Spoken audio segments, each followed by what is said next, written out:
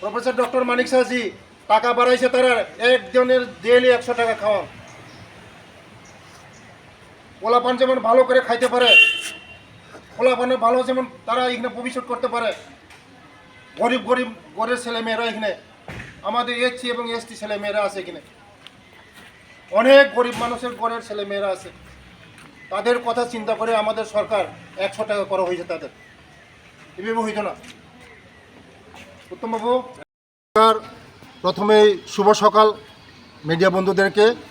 আপনারা আজকে এসেছেন, আমার সঙ্গে এসেছেন। আমার সঙ্গে আছে আমার ডিস্ট্রিক্ট ওয়েলফেয়ার অফিসার এবং দিদিমণি আছে, এবং আমি দেখেছি গতকালকে অনেক নিউজে দেখেছি, তার জন্য আজকে সকালে এসেছি।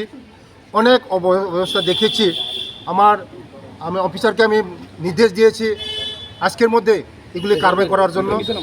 এখানে যে খাওয়া দাওয়ার, যে ছেলে মেয়েদেরকে খাওয়ার জন্য আমাদের রাজ্যের জনপ্রিয় মুখ্যমন্ত্রী যে স্বপ্ন দেখেছেন, যে উদ্দেশ্য নিয়ে আমরা স্টাইপেন্ড বাড়িয়েছি, এখন স্টুডেন্টের আরও 20 টাকা বাড়ানো হয়েছে, ডেলি একটা স্টুডেন্টের 100 টাকা।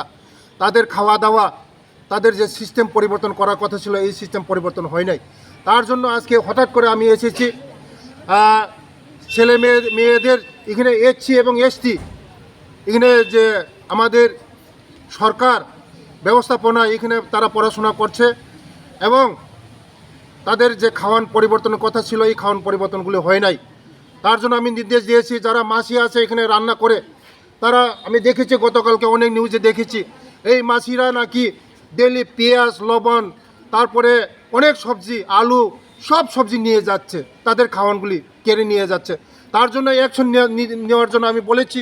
এবং দিদিমণি অসুস্থ আছে, কাজ করতে পারছে না, ছেলে মেয়েদেরকে দেখতে পারছে না, দিদিমণিকেও এখান থেকে রিলিজ করার জন্য আমি বলেছি। আগামী দিন যেমন ওর ছেলে মেয়ের, যারা আমাদের মেয়েরা আছে এসসি এবং এসটি, আমাদের স্বপ্ন, ওরা আমাদের দেশের ভবিষ্যৎ।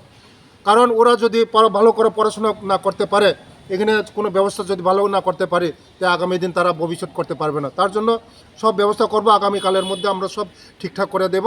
এবং আমি নির্দেশ দিয়েছি আমার অফিসারকে, কালকের মধ্যে যেমন ঠিক করা হয়।